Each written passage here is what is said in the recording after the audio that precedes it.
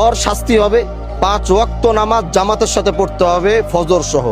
আপনার মেয়েরে আমি সমাজের সামনে আনি নাই, কারণ আমি কোনো মায়ের ইজ্জত নষ্ট করতে চাই না, আমি আমার কোনো বোনের ইজ্জত নষ্ট করতে চাই না। যে অপরাধ করছে আমি সমাজে আইনা দাঁড় করে দিতে পারতাম, আমি মানা করছি, আমি বলছি না আমি তার আনবো না। আপনার মেয়ের ইজ্জত আমি নষ্ট করি নাই, চাইলে আমি এখানে ওরা দাঁড় করে দিতে পারতাম। মানুষ দেখছেন এখানে ক্যামেরা চলতেছে দুনিয়ার, আমি আমার এই বোনের ইজ্জত আমি এভাবে নষ্ট করব?